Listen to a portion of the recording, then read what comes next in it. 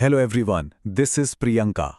DL, BEd और CTET या MPTET की ज़बरदस्त तैयारी कर रहे सभी फ्यूचर टीचर्स का आज के इस खास विश्लेषण में बहुत बहुत स्वागत है।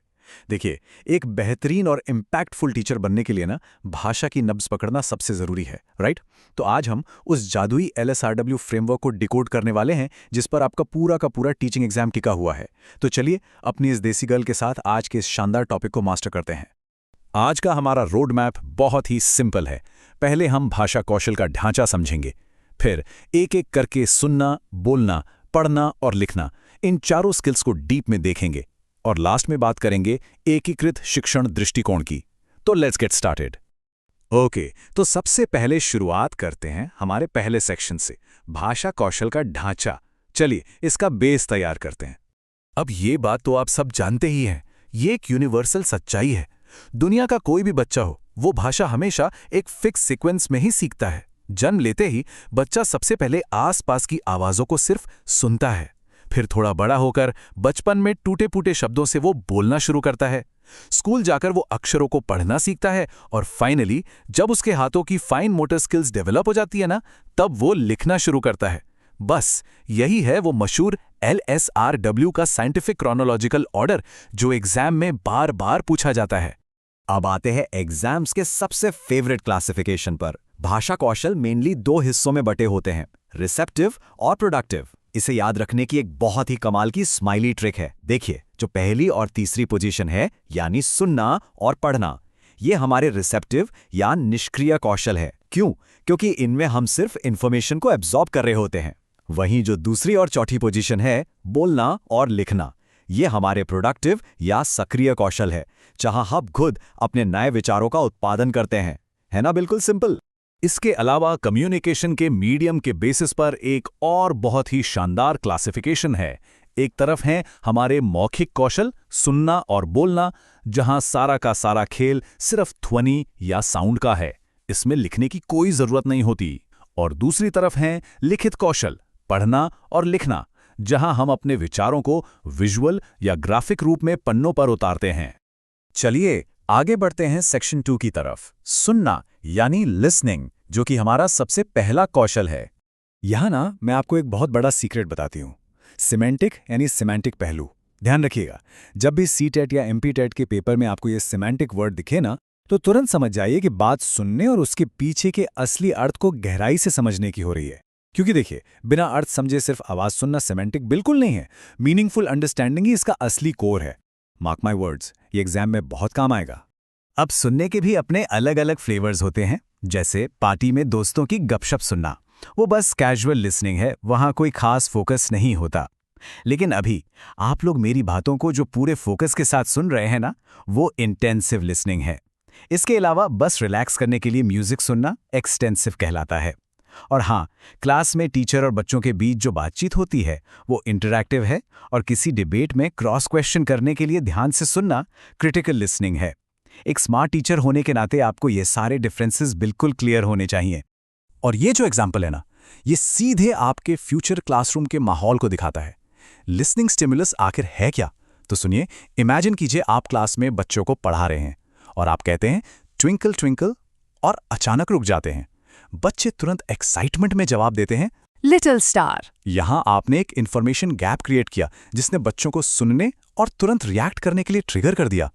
ट्रस्ट मी, छोटे बच्चों के लिए ये टेक्निक सुपर इंपैक्टफुल होती है। मूविंग ऑन टू सेक्शन 3, बोलना यानी स्पीकिंग, जो कि हमारा एक बहुत ही एक्टिव और प्रोडक्टिव स्किल है। अब स्पीकिंग में जो मैजिक कीवर्ड आपको याद रखना है वो है फोनेटिक या ध्वन्यात्मक कौशल। बोलना पूरी तरह से हमारे मुंह से फिजिकली साउंड प्रोड्यूस करने पर डिपेंड करता है। मतलब आप खुद सोचिए, बिना साउंड के क्या कोई भी कम्युनिकेशन पॉसिबल है? Absolutely not. और पता है, एक नॉर्मल से बोरिंग सेंटेंस में जान कैसे डाली जाती है? इन्हीं छोटे छोटे उपकौशलों से, जैसे बात करते समय अपनी आवाज को अचानक से ऊंचा या नीचा करना, इसे इंटोनेशन कहते हैं। और बोलते समय किसी खास शब्द पर बहुत ज्यादा जोर देना, जैसे मैं अभी जोर शब्द पर दे रही हूं, वो स्ट्रेस है। और एक छोटा सा ड्रामेटिक ठहराव लेना पॉज कहलाता है। ये सारी चीजें मिलकर ही हमारे बोलने के तरीके को एक आर्ट बनाती हैं। ऑलराइट, अब आते हैं सेक्शन 4 पर, पढ़ना यानी रीडिंग। चलिए देखते हैं कि टेक्स्ट को डिकोड कैसे किया जाता है। मुझे पर्सनली पढ़ना बहुत फैसिनेटिंग लगता है, क्योंकि ये पहला ऐसा कौशल है जहां हमारी दो इंद्रियां यानी हमारी आंखें और हमारी आवाज़, ये दोनों एक साथ टीम बनाकर काम करती हैं। हम अपनी आंखों से सामने लिखे विजुअल प्रतीकों को देखते हैं और तुरंत अपने दिमाग में उनकी धुनी को प्रोसेस करते हैं। तो बेसिकली ये ग्राफिक और फोनेटिक स्किल्स का एक एकदम परफेक्ट कॉम्बिनेशन है। अब जैसे सुनने के टाइप्स थे, वैसे ही पढ़ने के भी अलग अलग मोटिव्स होते हैं। जैसे आप लोग अभी अपने एग्जाम के लिए जो बहुत डीप में पढ़ाई कर रहे हैं, वो इंटेंसिव रीडिंग है। लेकिन अगर आपको इंग्लिश लैंग्वेज में एकदम जबरदस्त फ्लुएंसी लानी है ना, तो आपको अपनी पसंद के नॉवेल्स या इंटरेस्टिंग मैगजीन्स पढ़ने की आदत डालनी चाहिए, जिसे हम एक्सटेंसिव रीडिंग कहते हैं। ये बिना किसी स्ट्रेस के आपकी ओवरऑल लैंग्वेज स्किल्स को बहुत तेजी से बूस्ट करता है। आप जरा ध्यान दीजिएगा, क्योंकि एग्जाम के पॉइंट ऑफ व्यू से स्किमिंग और स्कैनिंग का ये डिफरेंस समझना एक पूरा गेम चेंजर साबित हो सकता है। देखिए, स्किमिंग का मतलब होता है सिर्फ ऊपर ऊपर से देखकर एक जनरल आइडिया ले लेना। जैसे हम सुबह सुबह जल्दी में न्यूज़पेपर की बस हेडलाइंस देख लेते हैं, राइट? वहीं दूसरी तरफ स्कैनिंग का मतलब है किसी बहुत ही स्पेसिफिक जानकारी को खोजना। बिल्कुल वैसे ही जैसे डॉक्टर MRI स्कैन में कोई खास चीज खोजता है, या फिर आप लोग जल्दी से वेबसाइट पर अपनी एग्जैक्ट एग्जाम डेट स्कैन करते हैं। चलिए इस कॉन्सेप्ट को एक छोटे से टेस्ट के साथ एकदम पक्का कर लेते हैं। इमेजिन कीजिए, एक पैसेंजर स्टेशन पर अपनी ट्रेन का वेट कर रहा है। उसने टाइम पास करने के लिए एक मैगजीन खरीदी और बस जल्दी जल्दी पन्ने पलट कर देख रहा है कि कहीं कुछ इंटरेस्टिंग सा मिल जाए। तो आप बताइए, क्या वो कोई स्पेसिफिक डेटा खोज रहा है? Absolutely not. वो सिर्फ मैगजीन का एक जनरल आइडिया ले रहा है। तो ये स्पष्ट रूप से हमारी स्किमिंग का एक एकदम परफेक्ट एग्जाम्पल है। परफेक्ट। अब हम पहुंच गए हैं सेक्शन 5 पर, लिखना यानी राइटिंग, जो कि हमारी एक पूरी ग्राफिक प्रक्रिया है। देखिए, लिखना पूरी तरह से एक ग्राफिक यानी विजुअल प्रोसेस है, और ये काफी हाई लेवल प्रोडक्टिव स्किल मानी जाती है। वैसे ये याद रखना बहुत ही दिलचस्प है कि छोटे बच्चों द्वारा पेपर पर जो आड़ी तिरछी रेखाएं खींची जाती है ना, जिसे हम स्क्रिबलिंग कहते हैं, वो दरअसल इसी लेखन यात्रा का बिल्कुल पहला कदम होता है, जो बाद में उनकी फाइन मोटर स्किल्स के डेवलपमेंट के साथ धीरे धीरे बहुत ही खूबसूरत अक्षरों में बदल जाता है। अब क्लास में राइटिंग सिखाने के मेनली 2 तरीके होते हैं। एक है उत्पाद दृष्टिकोण यानी प्रोडक्ट अप्रोच। इसमें क्या होता है, टीचर सीधे ऑर्डर दे देता है कि कल सब लोग दिवाली पर निबंध लिखकर लाना। इसमें सारा फोकस सिर्फ फाइनल रिजल्ट पर होता है। लेकिन दूसरा, और सच कहूं तो सबसे साइंटिफिक तरीका है प्रक्रिया दृष्टिकोण या प्रोसेस अप्रोच। इसमें बच्चों को बाकायदा स्टेप बाय स्टेप बताया जाता है कि आखिर एक मास्टरपीस तैयार कैसे होता है, उसके पीछे का असली आर्किटेक्चर क्या है। और इस प्रक्रिया दृष्टिकोण के ये जो 5 चरण है ना, ये एग्जाम में बिल्कुल इसी सीक्वेंस में पूछे जाते हैं। तो इसे ध्यान से सुनिए। सबसे पहले हमारे दिमाग में थॉट्स का एक तूफान आता है, यानी ब्रेनस्टॉर्म। फिर हम उन बिखरे हुए थॉट्स को एक लॉजिकल सीक्वेंस में लगाते हैं, जिसे आउटलाइन कहते हैं। उसके बाद एक कच्चा पक्का रूप तैयार होता है, जिसे ड्राफ्ट कहा जाता है। फिर हम अपनी गलतियों को सुधारते हैं, यानी एडिट करते हैं, और सबसे अंत में जाकर हमारा एक चमकता हुआ फाइनल पीस तैयार होता है। बस यही है एक्चुअल राइटिंग की आर्ट।